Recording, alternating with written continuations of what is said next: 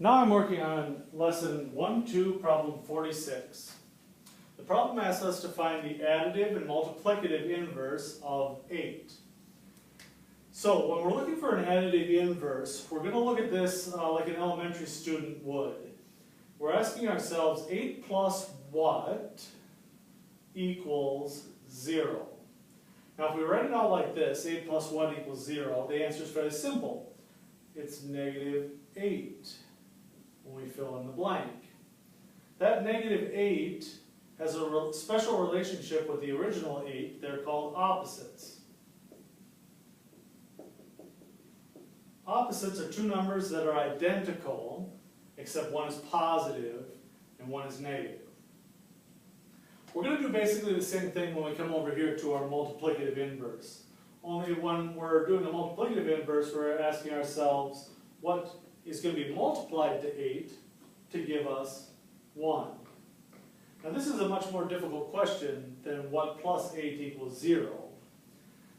We're going to rewrite this problem in a way that we can see the answer. Instead of saying what times 8 equals 1, let's ask ourselves 8 divided by what equals 1. Now the answer is clearly 8. 8 divided by 8 is 1. If you take 8 objects and split them into 8 groups, there'll be 1 object in each group. Now we need to translate that back to multiplication. How do we translate from division to multiplication?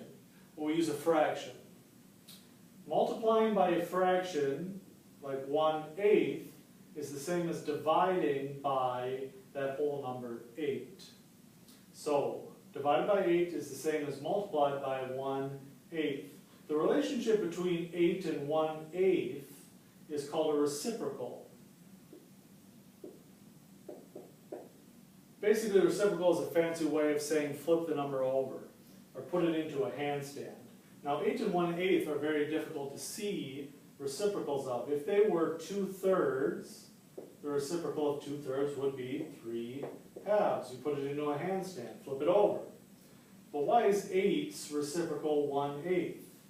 Well, the reason is because 8 in a fraction is 8 over 1. So 8 over 1 flips over into 1 over 8.